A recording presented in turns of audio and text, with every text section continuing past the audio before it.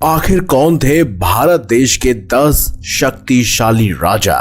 Number 1 पर मौजूद राजा तो इतने शक्तिशाली थे कि चाहे मुगल हो या अंग्रेज या फिर पर्शियन सेना, हर कोई इनसे थर थर कांपता था।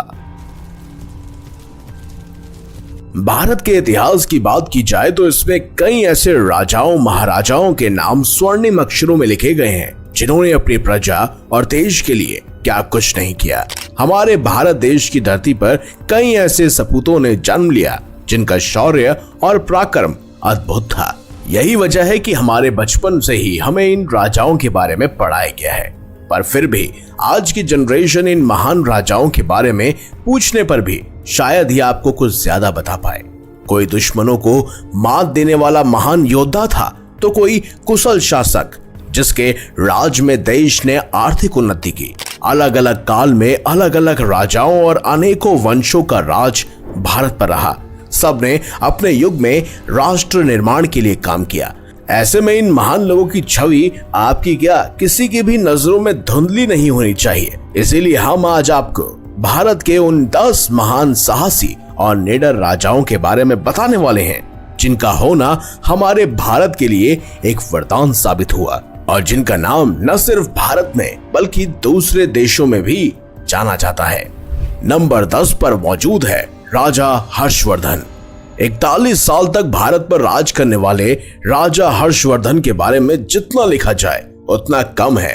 पिता प्रभाकर वर्धन और बड़े भाई राज्यवर्धन की मृत्यु के बाद इन्हें सिंहासन सौंप दिया गया था। राजा हर्षवर्धन ने लगभग पूरे उत्तर भारत पर राज किया। यही वजह थी कि इन्हें भारत के एक महान और शक्तिशाली राजा के तौर पर आज भी याद किया जाता है। इनके शासन के दौरान भारत ने कई सारी ऊंचाइयों को छुआ। यही नहीं, हर्षवर्धन के राज में भारत का आर्थिक रूप से भी काफी सुधार हुआ था। माना जाता है कि हर्षवर्धन ने अरब पर भी चढ़ाई कर दी थी, लेकिन रेगिस्तान की एक जगह पर उन्हें रोक दिया गया, जिसका उल्लेख भविष्य पुराण में भी मिलता है। वहीं अगर इनकी सेना की बात की जाए तो उसमें लाखों की संख्या में सैनिक मौजूद थे, जिसमें हाथियों की तादाद बहुत ज्यादा थी।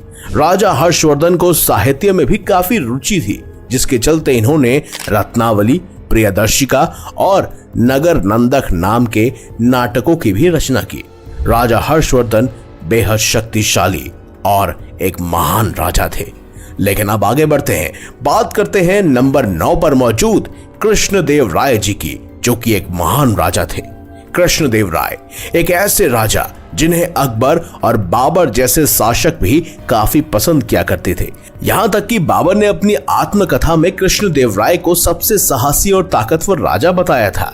तुलु वंश के तीसरे शासक कृष्णदेव राय को अपने समय का सबसे शक्तिशाली राजा माना जाता है। इस वंश ने लंबे समय तक विजयनगर साम्राज्य पर राज किया। वो राजा कृष्णदेव राय ही थे जिनके चलते विजयनगर का साम्राज्य अपने शिखर पर पहुंचा। कहते हैं राजा कृष्णदेव राय कूटनीति में माहिर थे। उन्होंने अपनी बुद्धिमानी से आंतरिक विद्रोहों को शांत कर बेहमानी के राज्यों पर अधिकार कर लिया। उन्होंने जितनी भी लड़ाइयां लड़ी उन सभी में वो सफल रहे। उन्होंने राज्य संभालने के बाद अपने साम्राज्य का विस्तार अरब सागर से लेकर बंगाल की खाड़ी तक कर लिया था, जिसमें आज के कर्नाटक, तमिलनाडु, आंध्र प्रदेश, केरल, गोवा और उड़ीसा प्रदेश आते हैं। राजा कृष्णदेव राय ने कला और साहित्य को भी प्रोत्साहित किया। कहते हैं उनका शासन जिस भी जगह तक फैला वहां पर आक्रांताओं द्वारा तोड़े गए मंदिरों का निर्माण उन्होंने ही करवाया। उन्होंने विजयनगर में भव्य राम मंदिर और 1000 खंभों वाले मंदिर का भी निर्माण करवाया था। लेकिन अब आगे बढ़ते हैं और बात करते हैं नंबर 8 पर मौजूद भारत के एक महान राजा जिसे सब ग्रेट किंग पोरस के नाम से जानते हैं। ऊंचे लंबे कद और हट्टे कट्टे शारीरिक बनावट वाले किंग पोरस के साहस की बात करें तो ये तो इतने साहसी माने जाते हैं कि इनके तो दुश्मन भी इनकी वीरता देखकर दंग रह जाते थे। जिस समय भारत एक देश नहीं बल्कि कई सारे छोटे बड़े राज्यों का संग्रह हुआ करता था, तब किंग पोरस भी एक छोटे से राज्य के शक्तिशाली राजा हुआ करते थे, पर वो आसपास के सभी राज्यों में सबसे ताकतवर थे।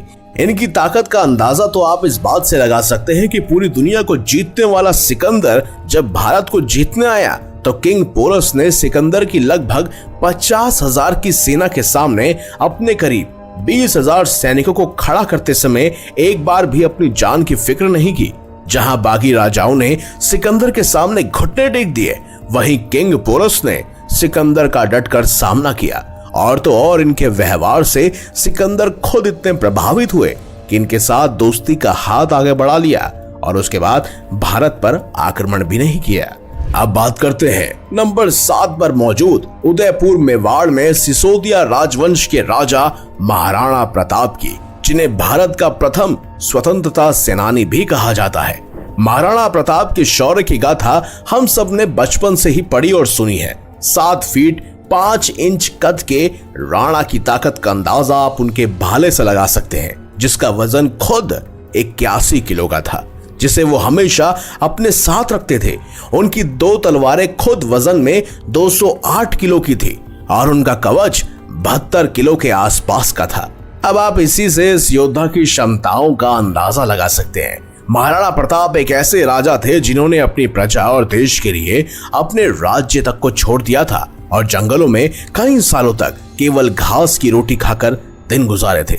महाराणा प्रताप युद्ध के दौरान भी एकदम बराबरी का युद्ध लड़ते थे, तभी तो दुश्मन की तलवार अगर गिर भी जाती तो उसे अपनी एक तलवार देकर वापस लड़ने के लिए मजबूर करते। यही नहीं, राणा को तो जानवरों से एक अलग ही लगाव था। तभी तो जहां हमारे इतिहास में महाराणा प्रताप का नाम स्वर्णिम अक्षरों में लिखा जाता है, वहीं उनके वफादार घोड़े चेतक के भी खूब चर्चे हैं। महाराणा प्रताप को मुगल शासकों के सामने कभी न झुकने के लिए याद किया जाता है। कई वर्षों तक बादशाह अकबर के साथ युद्ध करने वाले महाराणा प्रताप का इतिहास एक प्रेरणा का स्रोत है।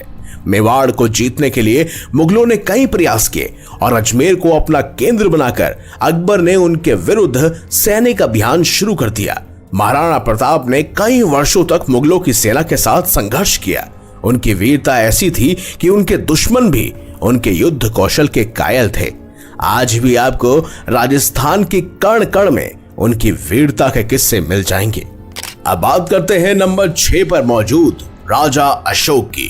भारतीय मौर्य राजवंश के महान सम्राट, जिनका निशान आज भी हमारे तिरंगे में सजा हुआ है। भारत के तिरंगे पर बना अशोक चक्र इन्हीं की देन है। कहा जाता है कि उनका राज्य अफगानिस्तान से लेकर बर्मा तक और कश्मीर से लेकर तमिलनाडु तक फैला हुआ था। उनकी राजधानी पाटलिपुत्र थी। उनका नाम हमेशा से महान राजाओं की सूची में शामिल रहा है। मौर्य वंश के तीसरे शासक अशोक को उनकी कठोरता और दयालुता दोनों के लिए जाना जाता है। इतिहासकारों के मुताबिक अशोक एक महान योद्धा थे और अपने राज्य को बढ़ाने के लिए उन्होंने बहुत से युद्ध किए और उन्हें जीता भी। अशोक ने गद्दी का सुख भोगने के लिए अपने ही 99 भाइयों को मौत के घाट उतार दिया, लेकिन कलिंग के युद्ध के बाद उन्होंने बौद्ध धर्म को अपनाते हुए शांति के मार्ग पर चलने का फैसला किया और प्रेम से रहने की ठान ली। सम्राट अशोक ने अपने आदेशों और आदर्श लोगों तक पहुंचाने के लिए कई हजार स्तूपों का निर्माण किया, जिन पर आदर्श वाक्य और आदेश लिखे गए थे। बौद्ध धर्म को देश दुनिया में फैलाने का श्रेय सम्राट अशोक को भी जाता है। कहते हैं कि समय के साथ अशोक महान सम्राट और विचारक के रूप में उभरे। दिग्विजय की जगह धम्म विजय को उन्होंने अपनाया। उन्होंने आम लोगों का सम्राट बनने पर जोर दिया और इसमें वो सफल भी रहे। उनके शासन काल में ही कई प्रमुख विश्वविद्यालयों की स्थापना की गई, जिसमें तक्षशिला और नालंदा विश्वविद्यालय प्रमुख माने जाते हैं। 3री शताब्दी में आते आते सम्राट अशोक द्वारा बनाया गया मध्य प्रदेश में सांची का स्तूप आज भी एक प्रसिद्ध पर्यटक स्थल माना जाता है। कहते हैं अशोक स्तंभ से लिए हुए अशोक चक्र को भारत के राष्ट्रीय ध्वज में स्थान मिला, तो वहीं 4 शेर वाले चिन्ह को राष्ट्रीय चिन्ह यानी कि नेशनल एम्बल का सम्मान दिया गया। अब बात करते हैं नंबर 5 पर मौजूद राजा राज चोल प्रथम की। दक्षिण भारत के राजा राज चोल प्रथम उन शासकों में से एक है जिन्हें हजारों साल बाद भी याद किया जाता है। चोल साम्राज्य के वास्तविक संस्थापक परंपरागत द्वितीय सुंदर चोल के पुत्र अरिमोल वर्मन राजराज चोल प्रथम के नाम से ही उन्हें गद्दी पर बिठाया गया। कहते हैं उनका शासनकाल चोल साम्राज्य का सर्वाधिक गौरवशाली युग है। वो साम्राज्यवादी शासक थे और अपने अनेक विजयों के परिणाम स्वरूप उन्होंने लघुकाय चोल राज्य को एक विशाल काय साम्राज्य में बदल दिया। उन्होंने न सिर्फ अपने साम्राज्य को बढ़ाया बल्कि अपने शासनकाल में बहुत से मंदिरों का निर्माण भी करवाया। उन्होंने दक्षिण में अपना शासनकाल बनाया और अपना प्रभाव श्रीलंका तक फैलाया। हिंद महासागर के व्यवसाय समुद्र मार्गों पर चोल वंश का प्रभाव काफी ज्यादा साफ तौर पर रहा और उनकी अनुमति के बिना कोई भी व्यापार नहीं कर सकता था। उन्होंने 100 से भी ज्यादा मंदिर बनवाए थे, जिसमें से सबसे उत्तम और ऐतिहासिक है तंजौर का शिव मंदिर, जो यूनेस्को द्वारा वर्ल्ड हेरिटेज साइट घोषित किया जा चुका है। अब बात करते हैं नंबर 4 पर मौजूद समुद्रगुप्त मौर्य। गुप्त राजवंश के दूसरे राजा और भारत के नेपोलियन कहे जाने वाले समुद्रगुप्त को कौन नहीं जानता। बचपन से ही अपनी बेहतर क्षमताओं के चलते पिता चंद्रगुप्त प्रथम ने उन्हें अपना उत्तराधिकारी घोषित कर दिया, जिसके बाद तो पूरे भारत में बस समुद्रगुप्त का ही राज था।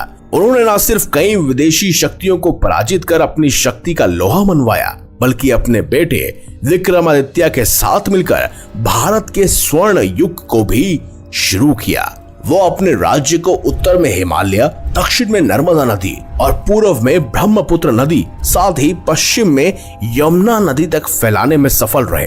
अपने समय में उनके पास सबसे विशाल सेना थी और इस कारण कोई भी उनसे युद्ध करने से घबराता था। तभी तो उन्हें चाहकर भी कोई नहीं जीत सकता था। यही नहीं, अपने 40 साल के शासनकाल में समुद्रगुप्त ने धर्म, साहित्य और कला को भी बहुत बढ़ावा दिया। समुद्रगुप्त ने अपनी प्रजा के जीवन में भी काफी सुधार किए और उनके राज्य की सबसे खास बात तो ये थी कि वो सबको एक समान मानते थे। तभी तो सुख सुविधाओं के सभी साधन सभी को प्रदान किए गए थे। इस बात में कोई दो राय नहीं कि समुद्रगुप्त ही थे जिनके शासनकाल को राजनीतिक, सांस्कृतिक, सामाजिक और आर्थिक रूप से संपन्न माना जाता है। अब बात करते हैं नंबर 3 पर मौजूद शक्तिशाली राजा। वो थे पृथ्वीराज चौहान। ये हमारी किस्मत की बात है कि भारत की पावन धरती पर पृथ्वीराज चौहान जैसे महान वीर ने जन्म लिया। इन्हें हराना किसी के भी बस की बात नहीं थी, पर कहते हैं जब अपने ही आपकी मौत के दुश्मन हो जाए तो चाहकर भी आप कुछ नहीं कर पाते। कुछ यही कहानी थी पृथ्वीराज चौहान की भी, जिन्हें खुद उनके ससुर राजा जयचंद ने दुश्मन का साथ देकर मरवाया था। अजमेर के राजा सोमेश्वर चौहान के यहाँ जन्मे पृथ्वीराज चौहान बचपन से ही बहुत प्रतिभाशाली थे। कम उम्र में पिता को खोने के बाद पृथ्वीराज चौहान को अजमेर के राजगढ़ की गद्दी को सौंप दिया गया, जहां उनकी बल बुद्धि के कारनामे देख दादा इतने खुश हुए कि उन्हें दिल्ली का उत्तराधिकारी बनाने का ऐलान कर दिया गया। पर राजकुमारी सहयोगिता से शादी करने के बाद इनके सर पर खतरे के बादल मंडराने लगे। जहां मोहम्मद गौरी 17 बार इन पर आक्रमण कर इन्हें नहीं हरा पाया, वहीं 18वीं बार इनके ससुर ने इनके दुश्मन यानी मोहम्मद गौरी का साथ दिया और इन्हें हराकर कैद करवा लिया, जहां इनकी आंखों तक को फोड़ दिया गया। पर कहते हैं कि एक वीर अंत तक एक वीर ही रहता है। तभी तो अंधे होने के बाद भी अपने शब्द भेदी बाण की सहायता से सम्राट पृथ्वीराज चौहान ने मोहम्मद गौरी को मार गिराया। पृथ्वीराज चौहान की जीवनी को उनके दोस्त और राज्य के महान कवि चंद्र बरदाई ने पृथ्वीराज रासों में वर्णित किया है। कुछ भी कहो, पृथ्वीराज चौहान थे सबसे अलग राजा, और अगर अपनों ने ही इनके साथ गद्दारी ना की होती तो शायद आज भारत कुछ अलग ही होता।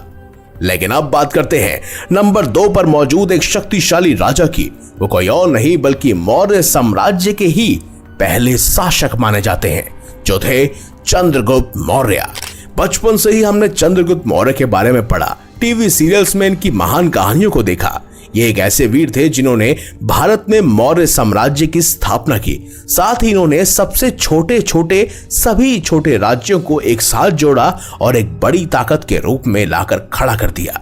मौर्य वंश के संस्थापक चंद्रगुप्त को भारत का पहला सम्राट माना जाता है, जिसने लगभग पूरे भारत में अपना शासन फैलाया। चंद्रगुप्त मौर्य ने अपने जीवन में जो कुछ हासिल किया उसके पीछे चाणक्य जैसे एक महान गुरु की शिक्षा और कुछ कर दिखाने का साहस ही था। बचपन से ही चंद्रगुप्त उस समय मगध पर राज कर रहे नंदा अंपायर के राजा धनानंद से अपनी मां के अपमान का बदला लेना चाहते थे, जिसके चलते उन्होंने चाणक्य से शिक्षा लेने की शुरुआत की और अपनी एक ऐसी सेना बनाकर तैयार की जिसका सामना कर पाना आसान बात नहीं थी। इसी के बल पर चंद्रगुप्त ने धनानंद को मगध से जड़ से उखाड़ फेंका और अपने नाम का झंडा पूरे भारत में लहराया। वहीं इतिहासकारों के मुताबिक चाणक्य को जब ये खबर मिली कि अलेक्जेंडर यानी सिकंदर भारत पर आक्रमण करने की योजना बना रहा है, तब उन्होंने भारत के सभी राज्यों को एक साथ लाने के लिए योग्य राजा की तलाश शुरू कर दी। उनकी ये खोज चंद्रगुप्त पर आकर खत्म हुई। चाणक्य के मार्गदर्शन में ही चंद्रगुप्त ने सिकंदर के सेनापति सेल्यूकस को युद्ध में हराया और उसके साथ संधि की कि वे कभी भी भारत पर आक्रमण नहीं करेंगे। चंद्रगुप्त ने अपने शासनकाल में न सिर्फ अपने राज्य की सीमाओं को बढ़ाया बल्कि इसकी आर्थिक उन्नति पर भी ध्यान दिया। लेकिन अब बात करते हैं पहले नंबर पर मौजूद सबसे शक्तिशाली राजा की। वो कोई और नहीं बल्कि छत्रपति शिवाजी महाराज थे। भारत में छत्रपति शिवाजी महाराज को भगवान की तरह पूजा जाता है क्योंकि ये वही राजा थे जिन्होंने मराठा साम्राज्य की स्थापना की। पुणे में जन्मे शिवाजी शाहजी भोसले ने ही मराठा साम्राज्य की नींव रखी थी। उन्होंने बचपन से ही अपने माता पिता और गुरु से वीरता, धर्म और शक्ति का पाठ पढ़ते रहे और यही वजह थी कि केवल 18 साल की उम्र में ही शिवाजी ने मराठा साम्राज्य को बनाने के लिए अपनी सेना बनाना शुरू कर दी। यही नहीं, शिवाजी के बल, बुद्धि और ज्ञान को देखते हुए कई बार लोगों ने उन्हें मारने के कई सारे तरीके निकाले, पर शिवाजी इतने चौकन्ने रहते थे कि परिंदा भी उनके सामने अपने पर नहीं फड़फड़ा सकता था।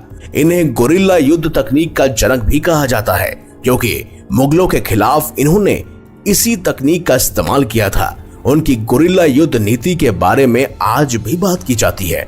एक कुशल योद्धा और रणनीतिकार होने के साथ साथ वो प्रगतिशील शासक भी थे। जिस समय मुगलों और अंग्रेजों के सामने कोई बोलने के लिए भी बचता था, उस समय वो शिवाजी ही थे जिनसे ये दोनों टकराने से डरा करते थे। अपनी वीरता और बुद्धि के बल पर शिवाजी ने उत्तर से लेकर दक्षिण तक में अपना दबदबा बनाया हुआ था। शिवाजी सभी धर्मों का सम्मान करते थे और उनके राज्य में सभी लोग बिना किसी भेदभाव के रहते थे। उनकी सेना में कई सारे मुस्लिम योद्धा बड़े ओहदों पर आसीन थे। भारत के स्वतंत्रता संग्राम में बहुत से लोगों ने शिवाजी के जीवन चरित्र से प्रेरणा लेकर तन मन धन न्यौछावर कर दिया। तो दोस्तों, यही थे भारत के कुछ महान और वीर शासक जिन्होंने अपनी वीरता के प्रमाणों से इतिहास के पन्नों को भर कर रखा है। साथ ही मैं आपसे ये भी जानना चाहूंगा कि आपका सबसे फेवरेट राजा कौन है। कमेंट बॉक्स में उनके बारे में जरूर बताइएगा। और अगर आपको हमारी ये खास जानकारी, ये वीडियो अच्छी लगी है तो इस वीडियो को लाइक कीजिए, हमारे चैनल को सब्सक्राइब कीजिए और ज्यादा से ज्यादा शेयर भी कीजिए।